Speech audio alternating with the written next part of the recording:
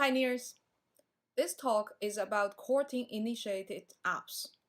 Pi core team will develop and improve certain apps or guide a few ecosystem apps to experiment and create Pi utility, and to build the ecosystem and organize the community.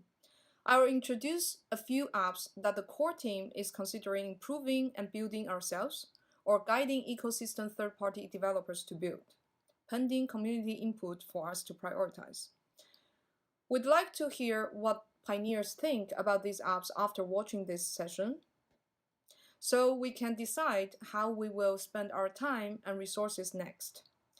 Please express your thoughts in the topic on the home screen. Keep in mind that the core team's Phase 2 mission is to achieve value creation through utility and decentralization while growing the community and building the ecosystem. Now I'm going to talk about the apps we want to improve and build. PiChats has been the oldest and most used app inside Pi.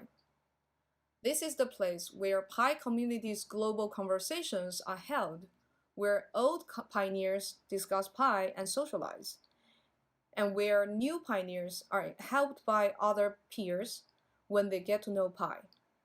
Over the past few months, we have added a new add-on feature, topics, to facilitate forum-like theme-based discussions. Next, we'd like to improve PiChats, including better moderation features, overall organization usability, better spam control system, either automatically or crowdsourced. The core team has been considering and exploring mechanisms to integrate the usage of Pi inside PiChats for spam and troll controls, and also for achieving more constructive conversations. If such experiments are successful, not only would it help experiment with the Pi utility, but it also benefits the community because pioneers will enjoy the chat rooms more and more community activities can be organized through the PiChats. The next app we're considering building is called Home Screen Social Media Channel.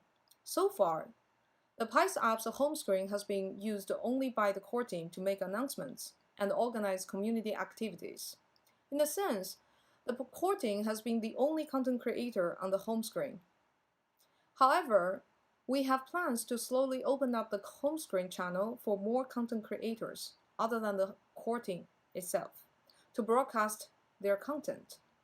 For example, the home screen channel can be initially opened up to content created by chat moderators, who may provide bite-sized educational content about Pi for the community to address pioneers' questions in addition to answering them in the chats. Next, it can be open to maybe good content creators on the internet, even outside Pi network, influencers on YouTube or Instagram, to bring more interesting content for pioneers inside the app, and to experiment with Pi utility. The type of content can expand from initially only about Pi to more general good content. Of course, the core team expects to integrate certain use of Pi to curate the content and organize non-core team creators' access to the home screen channel that reaches millions of pioneers. This is not only part of the Pi utility experiment, but also attempts to innovate how quality content can be achieved and consumed in social media. Inside the core team, we call this idea a scarce social media channel, as opposed to the currently abundant millions of social media channels where everyone can be a host. On Instagram, YouTube, for example.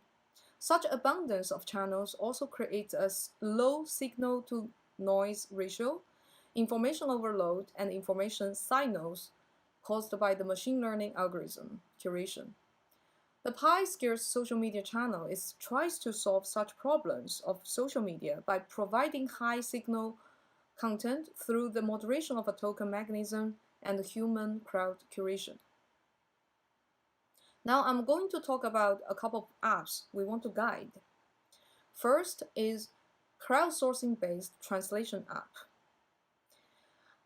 As pioneers are from almost every corner of the world, The fact that our app is only in English has been an impeding factor for our users to understand the Pi vision, mission, or generally how the app works, and difficult for our existing users to explain to potential new users.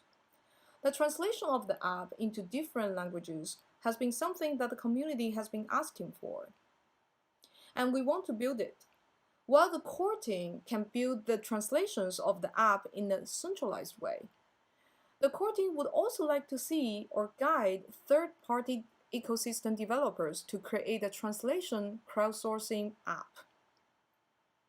The crowdsourcing-based translation app will allow us to decentralize the burden of translation to an unlimited number of languages in the world, and also provides agility on an ongoing basis when new updates or interfaces are deployed to the app.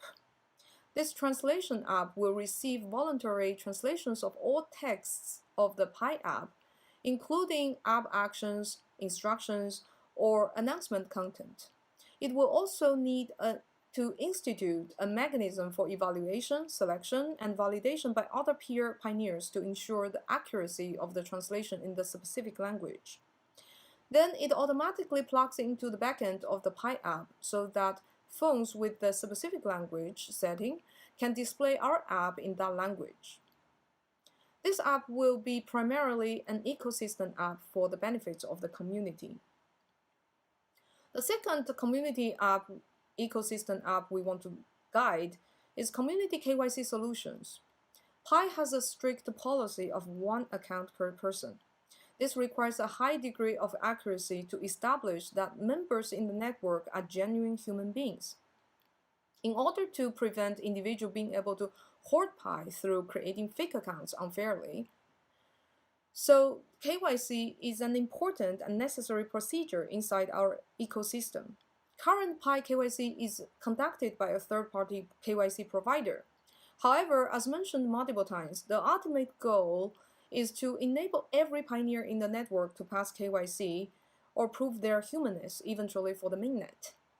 Due to cost, coverage, accessibility by pioneers in different regions, we hope to develop a decentralized, reliable, low to no-cost KYC process customized for the Pi community.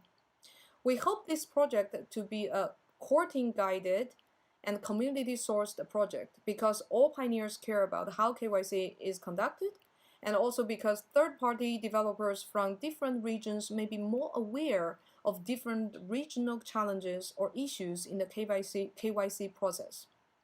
The core team will lead the project but welcome pioneers and developers who are interested in solving this problem generally or specifically for a different region to contribute ideas and engineering time. If the project is community sourced, the code of the KYC project needs to be open source so that it is publicly auditable. We have received many KYC proposals from the community. This project hopes to gather such community enthusiasts and more to develop our community KYC solution together.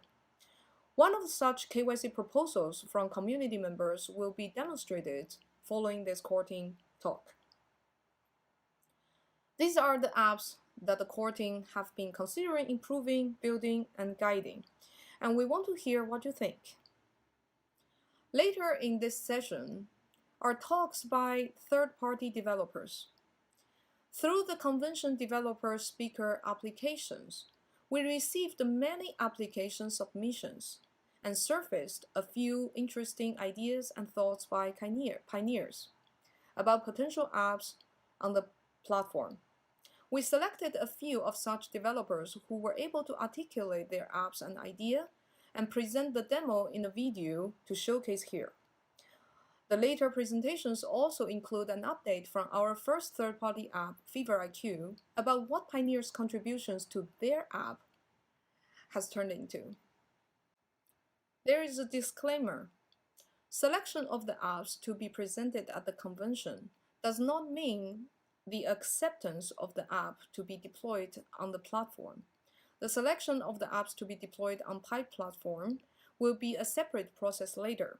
The convention is meant to foster discussions and further inspire innovations. Thank you.